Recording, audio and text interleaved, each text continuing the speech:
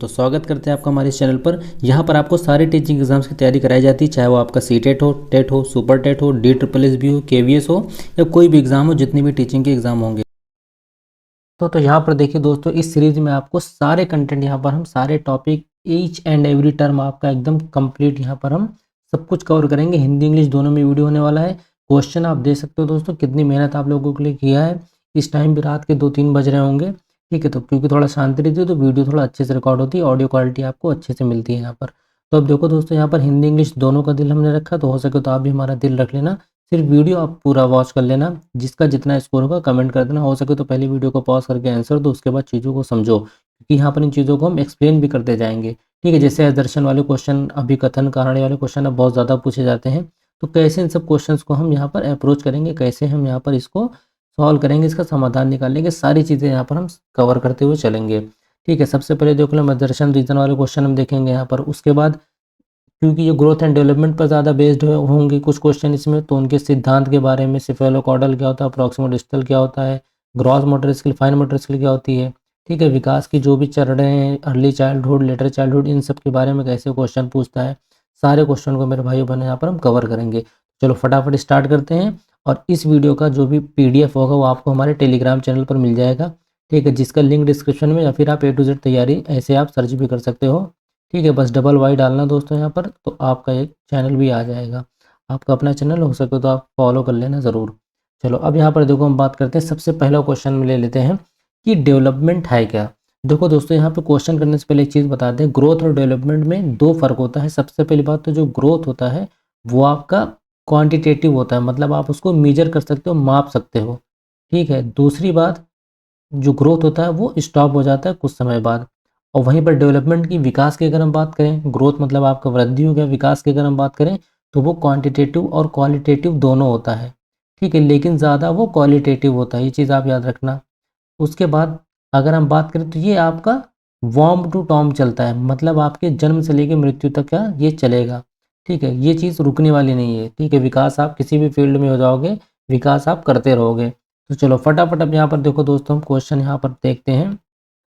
Question क्या कह रहा है, क्वेश्चन पढ़ लो, हिंदी वाला अलग से पढ़ सकते हैं, बगल ही में सब कुछ लिखा हुआ है कि डेवलपमेंट क्या है, यूनिडायमेंशनल है, यूनिडायरेक्शनल है, मॉडिफिएबल है, टोटली जेनेटिकली प्री प्रोग्राम्ड है, मतलब अनुवांशिकता पर निर्भर है, या इसमें हम बदलाव कर सकते हैं, या फिर एक दिशा या एक आयामी है। तो देखो, एक आयामी एक दिशा कभी भी हो तो हमेशा गलत होता है। डेवलपमेंट हमारा क्या, मॉडिफिएबल है, मतलब इसमें बदलाव कर सकते हैं।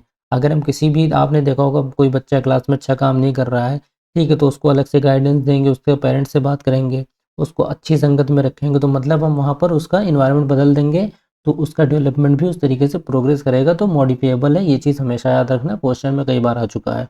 अब देखो यहाँ पर नेक्स्ट क्वेश्चन देख लेते हैं हम। Language development among children gets influence, भाषा का जो विकास प्रभावित होता है किन चीज़ों से, केवल आनुवंशिक से, ठीक है, मतलब आपका हेरिडिटी जेनेटिक्स से, ठीक है, या फिर पर्यावरण से भी, या अनुवांशिकी और पर्यावरण दोनों से, या इनमें से कोई नहीं। देखो दोस्तों, जो भी आपका लैंग्वेज का डेवलपमेंट होता है, ठीक है, इसमें बहुत बच्चों ने क्या गलत किया होगा कि इन्वायरमेंट से मतलब होता है। आपने अगर नॉम चॉम्स्की भाई साहब को पढ़ा होगा, ठीक है, तो इन्होंने क्या बोला है कि इंसान के अंदर एक डिवाइस पाया जाता है जिसे हम LED बोलते हैं, लैंग्वेज एक्विजिशन डिवाइस बोलते हैं, ठीक है। ये लैंग्वेज के ग्रामर को, स्ट्रक्चर को, ठीक है, इन सब चीज़ों को बनाने में काफ़ी मदद करता है, और इससे बच्चा लैंग्वेज को क्या करता है, एक्वायर कर लेता है, अर्जन कर लेता है, ठीक है। भाषा अर्जन या भाषा भाषा सीखने में, दोनों में बहुत फ़र्क है। सीखते हम जानबूझ के, और अर्जन हम, जो भी हमारी मदर टंग होती है, ठीक है, बिना किसी एफर्ट के जो हमें मिल जाए, बिना किसी मेहनत के, उसको हम बोल देते हैं कि हमने उस चीज़ को अर्जन किया, भाषा अर्जन। तो यहाँ पर जेनेटिक का भी काम है, प्लस इन्वायरमेंट का भी काम है, तो यहाँ पर ऑप्शन नंबर आपका C हो जाएगा, एकदम करेक्ट हो जाएगा। तो चलो अब देखो नेक्स्ट क्वेश्चन हम देखते हैं यहाँ पर। In the context of children development includes, ठीक है, डेवलपमेंट क्या, अभी मैंने बताया था कि डेवलपमेंट क्या सिर्फ क्वालिटेटिव है या क्वांटिटेटिव, या दोनों है या दोनों नहीं है। तो डेवलपमेंट क्या है भाइयों, क्वालिटेटिव क्वांटिटेटिव दोनों होगा। चलो अब यहाँ पर देखते हैं चौथा क्वेश्चन। फटाफट सारे क्वेश्चन कवर करेंगे, जिनको भी आंसर आता जाएगा प्लीज़ हो सके तो पहले खुद आंसर देना, और कमेंट में कर देना कि कितने आंसर आपके यहाँ पर सही हुए हैं टोटल में। अब हम बात करते हैं कि बच्चों के विकास का क्रम, ठीक है। अब जो विकास होता है कैसे होता है, अमूर्त से मूर्त की ओर होता है, या सामान्य से विशिष्ट की ओर होता है, या पैर से सिर तक होता है, या हाथ पैर से केंद्र की ओर होता है, ठीक है। तो यहाँ पर जो हमारा राइट आंसर हो जाएगा वो हो जाएगा जनरल टू स्पेसिफिक, मतलब सामान्य से विशिष्ट की ओर। अच्छे से हमेशा याद रखना, पहले बच्चा जनरली सारी चीज़ें सीखेगा, ठीक है, जनरल तरीके से रहना सहना बोलना, उसके बाद वो स्पेसिफिक कोई एक पर्टिकुलर चीज़ के बारे में पर्टिकुलर काम कर पाएगा, ठीक है, वो जैसे जैसे बड़ा होगा उस हिसाब से वो करेगा। चलिए अब देखते हैं नेक्स्ट क्वेश्चन यहाँ पर हम एजर्शन, ठीक है, एजर्शन में क्या कह रहा है कि children from high income family spend their day very differently than children from low income families.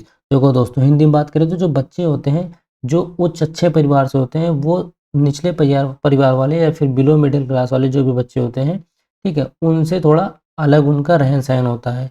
ये तो अभी कथन हो गया। कारण क्या है कि बचपन में सार्वभौमिक नहीं है और बचपन में बहुत विविधता होती है, ठीक है, मतलब कि सबका बचपन बराबर नहीं गुजरता है, ठीक है, एकदम सही बात है। आप अपने को आजमा लो, दोस्तों को किसी से भी कंपेयर कर लो, सबका बचपन बराबर नहीं होता, किसी का अच्छे घर में होता है, अच्छे घर से यहाँ से मतलब है कोई रिच फैमिली में, कोई पुअर फैमिली में है, ठीक है, तो जो रिच फैमिली उसको कोई टेंशन नहीं, बढ़िया आराम से खाओ पियो सो मज़े करो पढ़ो, और जो पुअर फैमिली से उनको सारी चीज़ों को देखते हुए चलना, सब कुछ कवर करना है, इमोशनली स्ट्रांग भी होना है, ठीक है, तो उन लोगों को ज़्यादा दिक्कत होती है। तो यहाँ पर जो राइट आंसर हो जाएगा वो ए हो जाएगा कि ए भी सही है यहाँ पर, आर भी आपका सही है, और आर जो है वो करेक्ट आपको ए के बारे में एक्सप्लेन कर रहा है, ठीक है, सही स्पष्टीकरण कर रहा है। अब देखो यहाँ पर हम सिक्स्थ क्वेश्चन देखते हैं। कह रहा है कि एक बच्चा 11 महीने में चलना सीखता है जबकि दूसरा महीने 15 महीने में चलना सीखता है, ठीक है, मतलब यहाँ पर देखो डिफरेंस हो रहा है डेवलपमेंट में, एक तो 11 ही महीने में चलने लगा और एक 15 महीने में चलने लगा। इस चीज़ आपने देखी भी होगी अपने घरों में। तो व्यक्तियों में विकास भिन्न भिन्न दरों पर होता है। तो वही बात है ना, एकदम सही कह रहा है कि भिन्न भिन्न दरों पर होता है, ज़रूरी नहीं कि एक ही जैसा विकास हो, कि जो बच्चा 1 साल का है वो इतने वर्ड बोल लेगा, इतने तरीके से रह लेगा, ये एक्टिविटी कर पाएगा, वहीं पर कोई 1 साल का बच्चा वो चीज़ नहीं कर सकता है या उससे ज़्यादा कर लेगा। तो इसको हम बोल देते हैं कि भिन्नता होती है डेवलपमेंट में। अभी हम पूरा प्रिंसिपल आपको सिद्धांत एक्सप्लेन कर देंगे, ठीक है, टेंशन की बिल्कुल मत बात लेना है, यहाँ पर कोई दिक्कत नहीं है। तो आओ का ऑप्शन नंबर ए यहाँ पर सही हो गया। अब देखते हैं इसके बाद हम सेवन्थ वाला कह रहा है निम्नलिखित में से कौन सा कथन सही नहीं है, ठीक है, नहीं पर ज़रा ध्यान देना कायदे से। इनमें से कौन सा कथन सही नहीं है कि विकास क्रमिक एवं व्यवस्थित होता है, सीक्वेंशियल ऑर्डरली होता है, विकास आनुवंशिकता से ही प्रभावित होता है, या विकास आनुवंशिकता से ही प्रभावित होता है, सॉरी यहाँ पर देखिएगा रिपीट हो गया है, व्यक्तियों के विकास की दर अलग अलग होती है, ठीक है, मतलब यहाँ पर कह रहा है कि कौन सा इसमें से कथन सही नहीं है। All spheres of development inter related development is influenced only by heredity. देखो जहाँ पर भी ओनली आए या हिंदी में ही आए, ठीक है, वो ऑप्शन हमेशा ही गलत होता है। 99% सीटेड का चीज़ होता है। पहले तो क्वेश्चन को समझ लेना, जिन क्वेश्चन को आप ना समझ पाओ तुक्का मारो, तो वहाँ पर ये चीज़ देख लेना, अगर ओनली है तो हमेशा गलत होगा, कि विकास आपका सिर्फ जीन पर या आनुवंशिकता पर ही निर्भर करता है, ठीक है, इन्वायरमेंट पे भी निर्भर करता है। हमने अच्छे से पढ़ा है डेवलपमेंट क्या है, एक प्रोडक्ट है किसका, हेरिडिटी और इन्वायरमेंट का, मतलब दोनों चीज़ यहाँ पर इससे प्रभावित करती हैं, ठीक है, दोनों चीज़ें यहाँ पर। तो यहाँ पर जो ऑप्शन नंबर बी हो जाएगा वो हो जाएगा राइट, क्योंकि ये नहीं होता है। चलो अब देखते हैं हम यहाँ पर, देखो कुछ चीज़ें यहाँ पर हम समझ लेते हैं जो अभी तक हमने सवाल किए हैं, कि प्रिंसिपल ऑफ डेवलपमेंट विकास के सिद्धांत, कंटिन्यूटी होता है, मतलब कंटिन्यू चलता रहता है डेवलपमेंट, रुकता नहीं है, ठीक है, निरंतर चलने वाली प्रक्रिया है ये। प्रिंसिपल ऑफ इंडिविजुअल डिफरेंस, ठीक है, और भिन्नता है, ठीक है, डेवलपमेंट में क्या है भिन्नता, भी हमने पढ़ा था ना कि एक 11 में इतना डेवलप हो गया, एक 15 में हो गया, ठीक है, और एक चीज़ और याद रखना है यहाँ पर कि प्रिंसिपल ऑफ इंटर रिलेशन की डेवलपमेंट जो हमारा वो इंटर रिलेटेड है, फिजिकल कॉग्निटिव मतलब आपका संज्ञानात्मक विकास हो, चाहे आपका भौतिक विकास हो, ठीक है, सामाजिक विकास हो, कोई भी हो, किसी भी तरीके का हो, वो एक दूसरे पर कनेक्ट, वो इंटर कनेक्ट होता है, मतलब एक दूसरे पर निर्भर होते हैं। जैसे मान लो जो बच्चा मानसिक तौर से उतना अच्छा नहीं है, ठीक है, तो वो क्या करेगा, उतना इमोशनल स्ट्रांग नहीं होगा, उतना लोगों से सोशलाइज नहीं हो पाएगा, मिल नहीं पाएगा, ठीक है, और जो बच्चा मान लीजिए कमज़ोर है, विकलांग है, कुछ भी हो, तो उससे बाकी चीज़ों पे फ़र्क आएगा, ठीक है, वो जितना नॉर्मल बच्चे लोग कर सकते हैं, अच्छे बुद्धिमान वाले या अच्छे फिजिकल हेल्थ वाले, उतना वो नहीं अचीव कर पाएगा। तो मतलब इनमें से अगर एक चीज़ में भी लैक होगा तो सब पर निर्भर करेगा और सब पर फ़र्क असर डालेगा, ठीक है, तो यहाँ पर हमारा प्रिंसिपल क्या होता है, इंटर रिलेशन होता है डेवलपमेंट हमारा। प्रिंसिपल ऑफ यूनिफॉर्म पैटर्न मतलब सीक्वेंस और ऑर्डर में होता है, बिल्कुल ऐसा नहीं कि बच्चा डायरेक्ट उठ के दौड़ने लगा उसके बाद फिर अब बैठेगा फिर चलना सीखेगा, नहीं, पहले बच्चा क्या करेगा, क्रॉलिंग करेगा, ठीक है, रेंगेगा, फिर वो बैठना सीखता है, फिर वो चलना सीखता है, फिर वो दौड़ने लगता है, ठीक है, तो ये क्रम में चलता है, सीक्वेंस में चलता है जो भी हमारा डेवलपमेंट होता है। Principle of general to specific, अभी हमने देखा था डेवलपमेंट क्या होता है, विकास सामान्य से विशिष्ट की ओर चलता है, general to specific. Principle of different rate of development, ठीक है, जो विकास होता है वो अलग अलग दर पर, भिन्न भिन्न दर पर होता है, ठीक है, कुछ बच्चे होंगे जल्दी डेवलप होंगे, कुछ लेट लेट में हो जाएंगे, ठीक है, इसीलिए हम बोलते हैं डेवलपमेंट क्या स्पाइरल है, लीनियर नहीं है। लीनियर मतलब कोई भी चीज़ ऐसे चल रही है कि हाँ एक दिशा में बढ़िया आराम से चले पड़ी। लीनियर मतलब, स्पाइरल मतलब क्या हुआ कि चली फिर रुकी फिर चली फिर रुकी फिर चली फिर रुकी, मतलब एक स्पीड में नहीं होता है डेवलपमेंट, ठीक है। कभी आपने देखा होगा कि जितनी हाइट आपकी है आपके दोस्त की नहीं है, मगर एक साल बाद आपके दोस्त की हाइट ज़्यादा हो गई, ठीक है, या फिर आपके बराबर आ गया, तो क्या होता है डेवलपमेंट जो भी हमारा होता है विकास, वो भिन्न भिन्न दर पर होता है, सबके लिए समान दर नहीं होता है। प्रिंसिपल ऑफ प्रेडिक्टिबिलिटी मतलब हम पहले से अनुमान लगा सकते हैं, सिद्धांत ये कहता है कि हम डेवलपमेंट का विकास का अनुमान लगा सकते हैं। बिल्कुल देखो, कम से कम 70-80% हम अनुमान लगा लेते हैं, ठीक है, पूरी तरीके से नहीं मगर कुछ तरीके से, ठीक है। जैसे मान लो अगर कोई बच्चा बहुत तेज़ है तो हमें कह देंगे कि बहुत तेज़ निकलेगा, ये इंजीनियर बनेगा, ठीक है, या फिर ये इसको जो फील्ड में करोगे अच्छा स्पोर्ट्स में करेगा, तो जो भी उसकी एक्टिविटी के हिसाब से आप जो भी उस पर प्रेडिक्ट कर दोगे उसको हम बोल देते हैं कि वो प्रेडिक्टेबिलिटी का सिद्धांत होता है। तो उम्मीद है इतनी चीज़ें आपको समझ में आ गई होंगी। चलो फटाफट कुछ क्वेश्चन और कर लेते हैं। यहाँ पर कह रहा है कि विकास के बारे में निम्नलिखित में से कौन सा कथन सही नहीं है, ठीक है, कौन सा कथन सही नहीं। Development is product of heredity environment, development is somewhat predictable, rate of development is uniform and universal, development proceeds from general to specific. देखो जो सही है उनको काटते जाओ, अपने आप आंसर आपको मिल जाएगा। डेवलपमेंट क्या कह रहा है, हेरिडिटी इन्वायरमेंट का प्रोडक्ट है, ये चीज़ तो सही है। डेवलपमेंट इज समवॉट प्रेडिक्टेबल, अभी बताया, ठीक है, हम अनुमान लगा सकते हैं। Rate of development is uniform, देखो रेट ऑफ डेवलपमेंट यूनिफॉर्म और यूनिवर्सल नहीं है, ठीक है, क्या अभी हमने बताया था अलग अलग दर से होता है डेवलपमेंट विकास, तो यहाँ पर ये वाला ऑप्शन गलत है, तो मतलब ये आपका आंसर हो गया। अब चलो हम देखते हैं नेक्स्ट क्वेश्चन इसी तरीके से। देखो दोस्तों, थोड़ा बहुत भी अगर आपको अच्छा लग रहा हो, कंटेंट पसंद आ रहा हो, क्वेश्चन आपसे हो रहे हो, समझ में आ रही चीज़ें क्लियर हो रही हो, तो प्लीज़ हो सके तो चैनल को सब्सक्राइब वगैरह कर लेना भैया, लाइक वगैरह कर देना, जिससे मोटिवेशन मिलेगा और भी क्वेश्चन, हर टॉपिक के यहाँ पर क्वेश्चन आपको मिलेंगे। अब यहाँ पर देखते हैं which of the following is an example of enhancing critical thinking in children, ठीक है। अब ये देखो इस टाइप के बड़े क्वेश्चन आए थे, इस बार 2024 में भी आया था कि ऐसा कौन सा क्वेश्चन है जो बच्चे से आप पूछेंगे जिसका वो सॉल्यूशन करते समय उसकी क्रिटिकल थिंकिंग डेवलपमेंट होगी, ठीक है, विवेचनात्मक सोच का उस पर क्या होगा बढ़ाने के लिए हम कैसे सवाल करेंगे। पहला सवाल है named and states of India, क्या आप उससे डायरेक्ट पूछ लोगे भारत के 10 राज्यों के नाम बताओ, तो ये तो फैक्ट है, बता देगा, इसमें ज़्यादा कुछ सोच विचार की बात है नहीं। कह रहा है 2 से 10 तक के पहाड़े लिखो, ठीक है, ये भी फैक्ट है। जो भी फैक्चुअल क्वेश्चन है जो फिक्स है, जो सब तरफ से बच्चे सेम आंसर देंगे, ठीक है, उनको हम क्या बोलेंगे कि वो उससे बच्चे की क्रिटिकल थिंकिंग नहीं बनती है उतनी। दी गई कविता को याद करके सुनाइए, ठीक है, देखो रटना और ये सब करना तो ऐसे ही गलत हो जाएगा, तो ये तो बिल्कुल, इससे तो बिल्कुल नहीं क्रिटिकल थिंकिंग डेवलपमेंट होगी।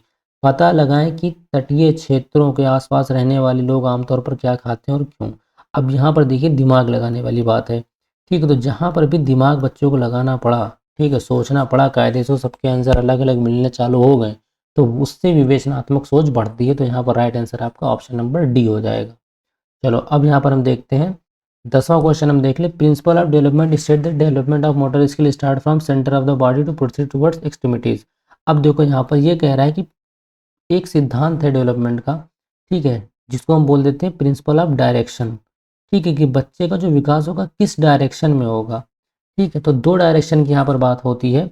हम सबसे पहले आपको समझा देते हैं, उसके बाद हम करेंगे। एक होता है आपका सिफेलोकॉर्डल जिसे हम शीर्षगामी बोलते हैं, और एक होता है आपका अधोगामी जिसे हम प्रॉक्सिमो डिस्टल बोलते हैं। सिफेलोकॉर्डल देखो इसमें होता क्या है कि इसमें जो बच्चे का विकास होता है ना दोस्तों, वो सर से पाँव की ओर होता है। आप एरो देख रहे हो कि मतलब सर से पाँव की ओर होता है विकास, मतलब पहले आपका सर वाला रीजन, फिर ये रीजन मजबूत होगा, फिर ये, फिर धीरे धीरे वो बाकी चीज़ों पर कंट्रोल करने लगेगा। मतलब हेड बिफोर ट्रंक, मतलब पहले आप सर से जो भी आसपास एरिया होगा उस पर कंट्रोल करना सीखेगा, उसके बाद बाकी पार्ट पर। ऐसे ही आर्म्स पर वो पहले मजबूती पाएगा, हाथों का पहले इस्तेमाल करेगा, ठीक है, अच्छे से कर सकेगा, उसके बाद पैरों का। तो ये होता है तुम्हारे सिफेलोकॉर्डल, ठीक है। कुछ बच्चों को विकास इस तरीके से होता है। याद करने के लिए देखो सबसे आसान तरीका इस तरीके से अगर हम देखेंगे सर से पैर की ओर, तो मतलब सी बन रहा है, सी फॉर सिफेलोकॉर्डल। अब यहाँ पर हम बात करते हैं प्रॉक्सिमो डिस्टल, इसमें क्या होता है कि बच्चे का विकास सेंटर से, ठीक है, सेंटर से बाहर की तरफ होगा, ठीक है, सेंटर टू आउटवर्ड, ठीक है, मतलब जो भी अंग जो भी पार्ट उसके सेंटर के करीब होंगे, सेंटर के उनका विकास वो पहले होगा और जल्दी होगा। ठीक है, जैसे कि हैंड्स बिफोर फिंगर्स, पहले वो अपने इन हाथों का यूज़ करना सीखेगा, फिर फिंगर्स का यूज़ कर पाएगा। सपोज़ करो अगर इसके पास हमने एक बॉटल रख दी है बच्चे के पास, ठीक है, इसकी शीशी बना देते हैं ना, क्यूट सा बच्चा है, तो ये क्या करेगा, यहाँ इस तरीके से पकड़ेगा अपने हाथ से, बाजुओं से इस पार्ट से पकड़ेगा, ना कि वो अपने इन चीज़ों से पकड़ पाएगा। ठीक है, क्योंकि अभी उसको अपनी फिंगर्स का उतना कंट्रोल करना नहीं आता है। ठीक है, तो इस तरीके से जब डेवलपमेंट होगा हम बोलेंगे प्रॉक्सिमोडिस्टल डेवलपमेंट होगा ये। ठीक है, फिलहाल जिनको अभी भी नहीं समझ में आया आप यहाँ पर डेफिनेशन देख लोगे। ठीक है, कि इसमें कहा गया है कि वृद्धि और विकास एक पैटर्न का पालन करते हैं, सिर से शुरू होता है और फिर शरीर के बाकी हिस्सों को की ओर बढ़ता है। ठीक है, सिर से पैर की उंगली तक होगा। प्रॉक्सिमोडिस्टल क्या होगा, आपका केंद्र से बाहरी ओर बढ़ता है। ठीक है, तो देखो एक एक चीज़ों को आपके लिए यहाँ पर हमने कायदे से एकदम एक्सप्लेन भी करते चले जा रहे हैं, तो हो सके तो इन सब के बदले आप थोड़ा बहुत हमें भी आउटपुट दे दो दोस्तों। तो अब यहाँ पर देखो हम बात करते हैं क्वेश्चन पे अपने आते हैं। तो अब ये बताओ, कह रहा है कि प्रोसीड टूवर्ड्स द एक्सट्रीमिटीज़, मतलब कह रहा है सेंटर से बाहर की ओर, एक्सट्रीमिटीज़ मतलब बाहर की ओर या आउटवर्ड कुछ भी है। तो ये कौन सा होता है, अभी हमने देखा कौन सा होता है, प्रॉक्सिमो डिस्टल, जिसे हम अधोगामी बोलते हैं। ठीक है, सिर से पाँव की ओर की बात होगी तो वो आपका सिफेलोकॉर्डल होता।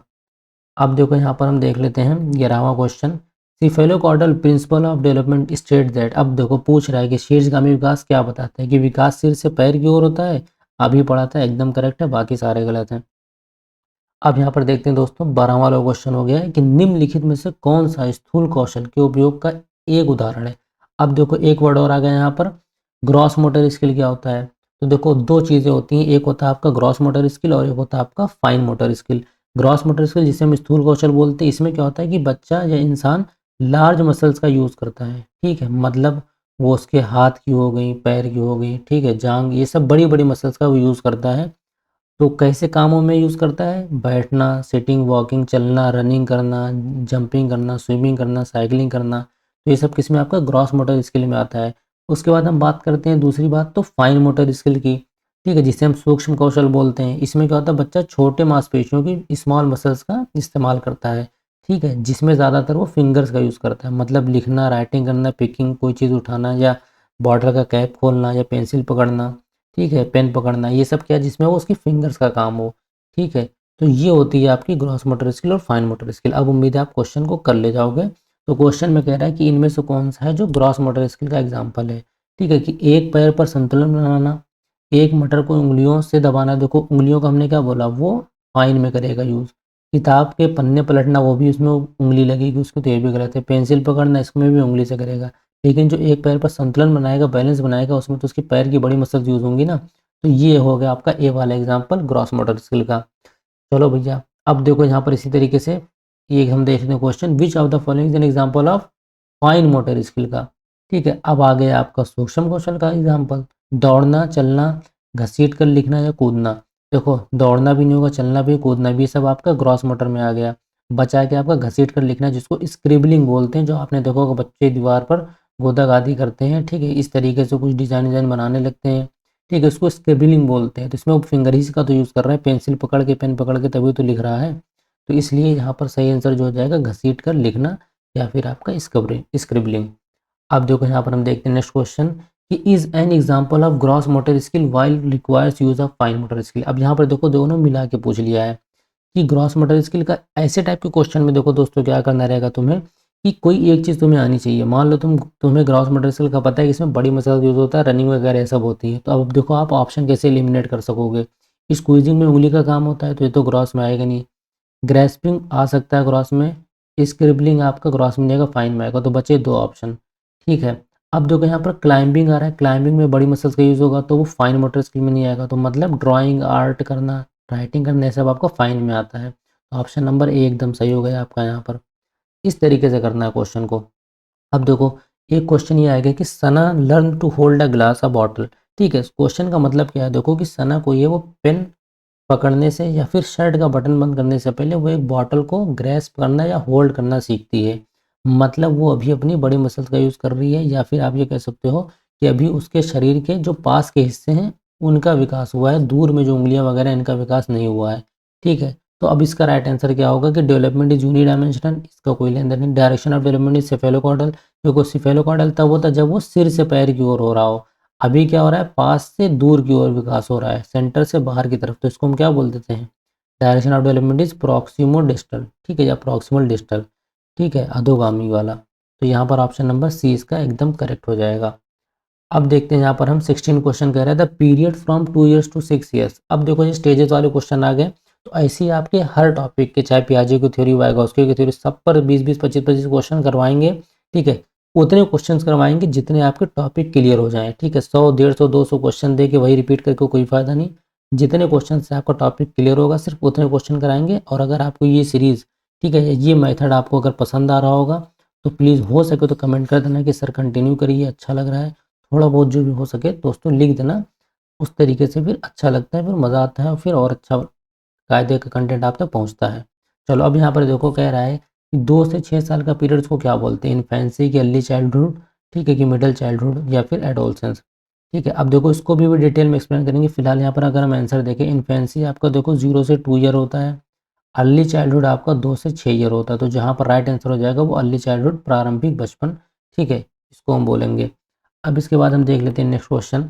उससे पहले देखो यहाँ पर हम समझ लें इन्फेंसी क्या होता है आपका 0 से 2 ईयर, अर्ली चाइल्डहुड आपका 2 से 6 साल होता है, और लेटर चाइल्डहुड 6 से 11 साल होता है, और एडोलसेंस आपका 12 से 18 साल होता है।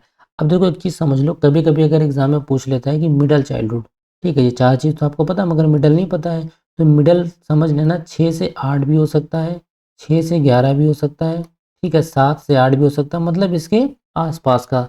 6 से ज़्यादा होगा और 11 से कम होगा मिडिल चाइल्डहुड, ये चीज़ आप अच्छे से याद रखना, ठीक है। चलो हो सकता है इसमें क्वेश्चन भी है, देखो है middle childhood refers to the period, ठीक है, मध्य बाल अवस्था का काल क्या है, जन्म से, तो जन्म तो इन्फेंसी में आ गया तो एकदम नहीं होगा, ठीक है, तो ये दोनों गलत हो गए। 6 वर्ष से 11 या 11 वर्ष से उससे अधिक, तो 11 से ऊपर क्या हो जाएगा आपका, एडोलसेंस आ जाएगा, ठीक है। तो यहाँ पर जो सही आंसर हो जाएगा वो सी हो जाएगा, 6 वर्ष से 11 वर्ष। अब देखते हैं 18th वाला कह रहा है कि निम्नलिखित में से कौन भाषा अर्जन करने के लिए एक संवेदनशील अवधि है, ठीक है। भाषा अर्जन दोस्तों ध्यान देना, जो आपका भी बताया था, नाम चॉम्स्की ने बताया था ना, लैंग्वेज एक्विजिशन डिवाइस, तो कौन सा इसमें ऐसा काल है जो बहुत ही ज़्यादा सेंसिटिव रहता है, ठीक है, लैंग्वेज को एक्वायर करने के लिए, तो वो कौन सा है, प्री नेटल है कि अर्ली के डोल्सन की क्या, तो आपका राइट आंसर हो जाएगा भैया अर्ली चाइल्डहुड, ठीक है। तो बहुत कायदे से समझ लेना, अर्ली चाइल्डहुड इस तरीके से वो क्वेश्चन बन सकता है, या आपसे कह सकता था कि 0 से 2 साल है, या 2 से 6 साल है, ठीक है, या 11 से 18 साल है, ठीक है, या 18 के ऊपर है, इस तरीके से कह सकता था। तो दोनों तरीके से क्वेश्चन बन सकते हैं। तो यहाँ पर जो राइट आंसर होगा 2 से 6 साल के मध्य जो बच्चा रहेगा उसका सेंसिटिव पीरियड होता है, उसको जैसा आप बोलोगे उसके सामने, आप कुछ अपशब्द बोलोगे तो भी सीख लेगा, कुछ अच्छे शब्द बोलोगे तो भी सीख लेगा, तो बहुत सेंसिटिव पीरियड होता है। तो कोशिश करना रियल लाइफ में भी, जिनके भी बच्चे वगैरह उस चीज़ को समझते होंगे, ठीक है, आपस में कभी हम लोग बात कर रहे हैं, कुछ गलती से कुछ भी वर्ड निकल गए हैं उल्टे सीधे, तो वो कॉपी कर लेता है तुरंत। तो बहुत सेंसिटिव पीरियड होता है, जैसा आप उसके सामने बोलोगे, जैसा माहौल रखोगे वैसे ही होगा।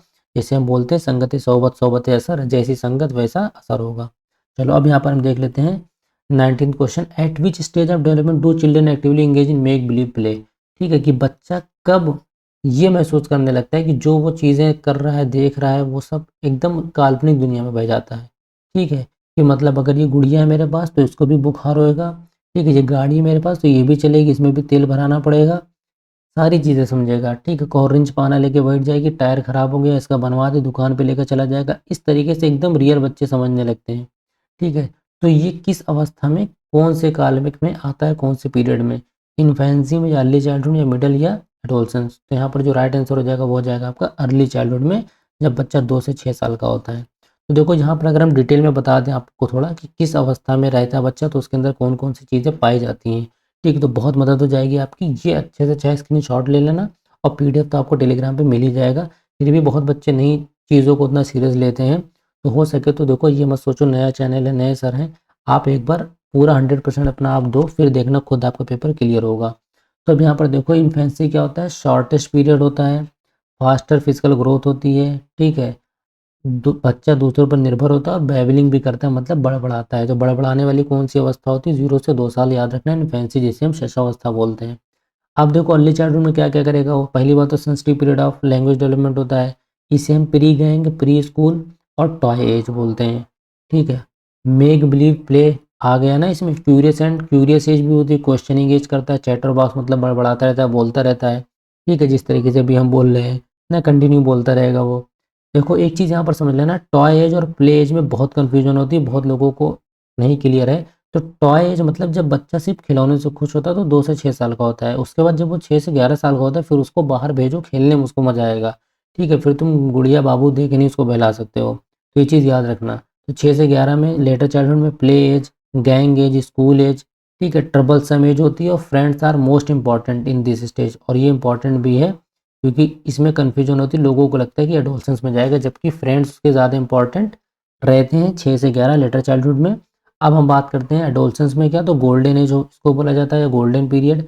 As of stress and storm बोला जाता है। किसने बोला था इसको? स्टैनले हॉल ने बोला था अपनी एडोलसेंस बुक में, उन्होंने मेंशन किया था।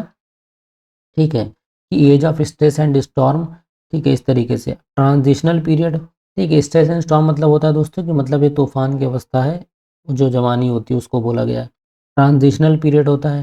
ट्रांजिशनल पीरियड का मतलब क्या हुआ कि ये जो एडोलसेंस होता है ये आपका चाइल्डहुड, ठीक है, और फिर आगे आने वाले एडल्टहुड के बीच में पाया जाता है। ठीक है, मतलब आपके चाइल्डहुड को एडल्टहुड में बदलना है, कौन बदलता है? एडोलसेंस। इसको ट्रांजिशनल पीरियड बोलते हैं। Active members of peer group, इसमें जो बच्चा होता है वो दोस्तों के बीच ज़्यादा रहना पसंद करता है। ठीक है, चाहे वो अच्छे हों बुरे, उससे मतलब नहीं है, अपनी कंपनी उनके साथ ज़्यादा एंजॉय करता है।